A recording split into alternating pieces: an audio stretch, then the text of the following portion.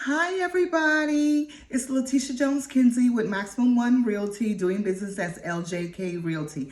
I am Letitia Jones-Kinsey, your dream realtor, and this is my post for the week. Just wanted to update you on what the interest rates were doing. Now, I just want you to keep in mind that my interest rates are according to Ameris Bank's interest rate sheets. Of course, if you're going through someone else, your interest rates may be different. But I just wanted to educate you to what the interest rates are. Now, their interest rates for the week for a 30-year fixed FHA loan is 5.375%. And for the conventional loan at a 15-year fixed, they're right at about 4.875 on the conventional loan, and on a conventional 30-year fixed, they're at about 5.75%. Keep in mind, interest rates does depend on what your credit score look like. So that's part of the reason I am doing these videos, is to try to get you up to the highest possible credit score that you can be. As I stated to you last week, credit is one of the things that's dearest to my heart. So I have a lot of questions that people ask me in reference to credit. So I thought I would just do a short video each week, just giving you some tidbit of tips of what you can do to increase your credit score. Now, one of the information I wanted to share with you, again, I do cover the south side of Atlanta, that include counties such as Clayton County, Henry County, Fayette County, South Fulton County, and then I also cover Gwinnett County, Paulding County, and some other surrounding areas as well. Henry County is my baby, and so a lot of the information that you'll hear that I give you will be information for Henry County. Henry County is a great county. It has really good schools, and it's very family oriented. So if you are looking, you have a family and you are looking to relocate to the metro Atlanta area, please consider Henry County on the south side of Atlanta. It's very family oriented, and it's just a beautiful place to live and to raise a family. Now, the medium home listing price in Henry County is $370,000 according to Realtor.com, and the medium home sold was $342,000 according to Realtor.com. It is still a seller's market out there. However, it is not as much of a seller's market as it has been. Definitely with the increase in interest rates, we are seeing that, buyers actually do have some negotiating power. Houses are staying on the market longer. The average time that the house stayed on the market in Henry County has been 39 days. Now, we know that is a change from what we've been used to, towards like last year. Houses would get on the market on Monday, on Wednesday it was gone. So we're definitely seeing a change in that. However, it's still a good time to buy. Why is it still a good time to buy? Sellers, it's still a good time to sell because it is still a seller's market. There are still more buyers than there are homes. So that does give the sellers a good advantage. If you're thinking about selling your home, it's still a good time because inventory is still really, really low. So it's still a good time to sell your home. Buyers, I know the rates can be a little discouraging. However, it's still a good time to buy because we're seeing that you're not having to fight against 50 other people for one property. So it's not 50 contracts or 50 offers for one home. That number has dwindled down. So that does give you better negotiating power. And it also, cuts down on, just the bidding wars, as we would call it. So that makes it a good time to buy. We're also noticing that some of the builders are bringing back incentives. So they're offering, there was one builder, I think, that was giving like $8,500 towards closing costs. But we knew a few months ago that was just Not possible. You may have gotten $4,000. You may have gotten $2,000. But they are now offering really good incentives for you to purchase. We've also noticed that the prices have taken a dip. Now, if you're waiting for the market to crash in order for you to purchase a home, you're going to be waiting a very long time. All the projections are showing that the market is not going to crash. It is going to hold strong. Now, prices have taken a dip, which is, good, but it's not going to take that dive, okay? A dip, but not a dive. So please don't wait on the market to crash in order to purchase a home. It is still a good time to purchase a home. There are more incentives out there for you. Sellers, like I said, there are, it's limited inventory. So it is still a decent and good time to buy as well as sell. Now, there are a lot of iBuyers that have been purchasing, and there's a lot of talk about the iBuyers that have been purchasing. For those of you that don't know what an iBuyer is an instant buyer. It's an instant buyer that makes an offer on your home just based off the description of your home. So they have a lot of people working on their team. They don't actually have to come in and look at the house right away. They can just look, they know the area, they know the schools, they know that is how many bedrooms, they know just the basic information, and they may call you, they may text you or write you a letter to offer you something or to offer you a deal on your house. One thing that I will say to you is make sure that you are still represented by a real estate agent, because iBuyers have a big team of people working together for them. They have lawyers, they have people in every section. Those contracts that they present to you are always built to protect them. And if you have no experience in that area, then you're not going to stand a chance. You need to make sure that you are hired a real estate professional that will represent you, that will explain to you everything that's going on in that contract so that you know how to reply, how to respond, rebuttal, or whatever you need to do. Now, according to Clever Real Estate, 66% of homes or sellers said they don't believe that iBuyers yield the highest sale prices, which is really, really weird because a lot of the homes have been sold recently to an iBuyer. But why? Home owners are reporting that they are skeptical about selling their homes to an iBuyer, but they're willing to accept up to $45,000 less for their home to sell their home instantly and without hassle. $45,000 is a lot of money to leave on the table, guys. That's a lot of money to leave on the table. So they're finding that still selling your home traditionally with a real estate agent will still yield you the largest profit. I don't know why you would want to leave $45,000 to $50,000 on the table, because I would not.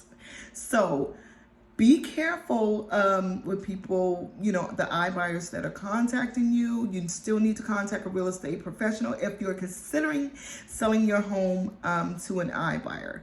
And there's nothing wrong with selling your home to a family, a traditional buyer with a loan. Buyers, you need to make sure that you come with a solid offer if you want to buy a home and you're competing against these iBuyers. Starting by getting pre-qualified and getting a pre-approval. Do the work up front so that when you come with your offer, you can come with a solid offer and say, I've already been through sending my documents in, getting pre-qualified, having my credit checked, having my job checked. I've already been through this, and now I'm submitting this offer. That presents a stronger offer to the seller. If you want the seller to choose your offer over an iBuyer that can just walk right in and say, I will give you X amount of dollars in cash, then you need to come correctly. And coming correctly and coming with a solid offer involves getting pre-approved up front. Okay? we'll get into that later. We have many more videos to do. So I'm not going to be before you long. I do have 3 credit tips that I wanted to share with you. The first one is talking about utilization. So utilization is your available credit that you have to use. So it's a percentage rate. So let's say you have a credit card and the credit card limit is $10,000 and you owe $3,000. Well, your utilization rate is 30% because you take the balance that you owe and divide it by your available credit limit or available credit. And that number that you come up will give you a percentage rate, and that would be your utilization percentage. You always want your utilization percentage to be under 30%. So if you have a credit card limit of $10,000, you do not want to charge more than $3,000 on that card. The more credit that you have available, the higher your credit score will be. So you want to keep that in mind when you're using your credit card or any revolving credit. You do not want to go over 30%. You do not want to go over 30% on the utilization review. And I know my math teacher would be very, very proud of me. You guys, I struggled so badly in algebra when I was in the 9th grade. I really, really struggled really, really bad. And I just have to throw this quick story in there. I struggled so bad. So, we were broken up into the 4 9 weeks. The first 9 weeks, I passed, barely passed, but I passed. And then second 9 weeks, I didn't pass. Third 9 weeks, I didn't pass. And when it came, we had one of those departmental finals, and the math teacher, I will keep her anonymous, but if you ever went to Garrett High School in Charleston, South Carolina, algebra, you know who I'm talking about. Anyway, so she told me, she told the whole class, she said, raise your hand if you want to know what you need to make on the final in order to pass the class. She went around the room. So when she got to me, I said I didn't want to know why, because I didn't want everybody to know what I needed to make to pass the class, because I was not doing good. I'm sorry, algebra was not my strong suit. Math was not my strong suit. So, for whatever reason, I just could not get what she was teaching. I don't know why I could not get it. And so she got to my name and I said, oh no, I don't want to know. And she said, oh, you need to make 100. Ha ha ha ha ha ha. I will never forget that laugh. And I said, oh, but I said I didn't want to know. Oh, she said, oh, matter of fact, they give you 5 points for putting your name on the paper. You need to make 105 in order to pass the class. And everybody just laughed. And, I went home. I haven't gotten this math all during the year. And I went home and I was like, I got 1 weekend to try to learn all these objectives in this algebra. My sister, on the other hand, was a math whiz. And so I just went, I never really told her I was struggling. I went to her and was like, you need to teach me math. I need to pass this final and I have to make 100. I can't miss one question. All weekend long, we worked on algebra problems. All weekend, all day, shut down. So math final was on Monday. I took the final, guys, and guess what? I just knew that I did not miss a question. My sister had explained to me in 1 weekend what I could not get in 1 whole school year. I don't know why. I couldn't, but something just went off in my head like a light bulb, and I got it. And I'm just like, I got it. And I just knew I made 100. And so like the next time we were in the class and she was just, she's like, when I go around the room, let me know if you want me to tell you what you made on the final. So when she got to my name, I said, yes, yes, yes. And I was all excited because there was no way I missed a question on that final because I felt so confident about it. And she looked at me and she looked down at her paper. So she called my name, Letitia Jones, see me after class. I was devastated because I felt like I really passed. Like, I knew this stuff. There's no way, why do I have to see her after class? And so when I went out to her after class, she made me take papers to this teacher, do that, do this, clean the chalkboard, do all of this before I could get my grade. And then finally, I said, well, what is my grade? So she looked down at her little notebook and she said, Letitia Jones, 105. But she did not want to give me my moment of glory of saying that I made a 105, that I learned in one weekend what I could not be taught by her all year long. And nobody in my class realized that I made a 105. So if you're looking at this video and you were in my math class in 9th grade, Garrett High School, I made a 105 on my algebra final and I passed the class. I just thought I would share that with you. Numbers are really, really different when they have dollar signs in front of them. Now I am a math whiz, but maybe because my numbers have dollar signs in front of them. I don't know. Anyway, credit tip is you do not want to spend more than 30% of your credit limit because it really takes a big effect on your credit score. One of the biggest things about credit is paying your payment on time. This is the second biggest thing.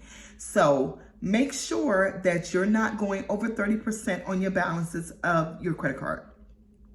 The other thing, the other tip I want to give you is clearing up delinquencies. Start with your past due delinquencies. As long as the account is still open and it is delinquent, try your hardest to bring those accounts current. Now, paying off collections is something totally different, and we're going to get into that. But if you are ready to purchase a home and you do have collections on your account, my advice to you is to speak to a loan officer before you go clearing things that are in collections, because sometimes it does not help your credit score. Sometimes it hurts your credit score for various reasons, but you definitely want to speak to a loan officer before you mess with collections. But if it is an active account that is delinquent, you do want to bring those accounts current and then get them back on a paying on time momentum, okay? My other tip for improving your credit score is keeping your accounts open. Once you have paid off your accounts, if you paid off a credit card or anything that with revolving credit, I repeat, do not close your account. Make sure that you keep those accounts open, because the more available credit you have, the higher your credit score is going to be. So that really, really helps your credit score. You can cut the card up, just keep the account open, because remember, we're on the road to an 800 credit score. Credit is very dear to my heart, and I have to send always shout out to my mom, Mary Jones. Thank you for making me the credit guru that I am. So that's my 3 tips tonight on credit score. So making sure that you bring accounts current. The ones that have paid off, you want to keep open, and you want to keep your utilization rate to 30% or less. Once again, you can take the amount that you owe on a credit card, your credit limit, and divide it by your credit limit, and that will give you your utilization rate. You want to keep that number under 30%. Okay, guys, that's very, very important. So that's my credit tips for tonight. Again, it is still a great time to buy and sell. I always say that I am a sports mom. Remember, Dream Realtor, but I am your sports mom. I have to say congratulations to the Warriors on winning the NBA championship, and all the Warrior fans out there, congratulations. If you would like me to shed the spotlight on your child playing sports, whether it be rec ball, school ball, whatever, please just send me, inbox me, or send me any type of notification. Please like, share, and subscribe to this YouTube channel. Let me know if this information is helpful to you, or if you have any questions that I can answer or that I could go over on the next video. Now, the next video that I'm going to share for you, my property for this week is going to be a property in Henry County. It is called it is the Bennett plan. It is a 5-bedroom, 4-bath home, and it is in a gated community in the Henry County area. It sits on a half-acre lot. It does have 42-inch cabinets. It has double ovens or stainless steel appliances. It has a bedroom on the ground floor. Your first floor is LVP, and it does have wrought iron stairways. It has a huge master with sitting area. I'm gonna do a follow-up video on that, and I'm gonna post it. So look for the next video. This house is really, really beautiful. It also has a nice, entertaining keeping room. So a lot of people don't know what a keeping room is. A room off the kitchen where you would entertain guests. And it is just gorgeous. The keeping room area is just really, really beautiful. The community is really, really beautiful. If you have any questions about the community or interested in the plan, you can message me. I would like for you to follow me on Instagram. I am Dream Realtor _2000, and I am on TikTok as Tesha Sells Dreams, and like my page on Facebook as Dream Realtor _2000. Again, I am your Dream Realtor. You can contact me at 678-643-6171 if you have any questions. Any of my pages, you can inbox me, private message me. However, you need to contact me if you have any questions about the Henry County area or any of the properties on the south side of Atlanta. I am your agent. Ta-ta for now.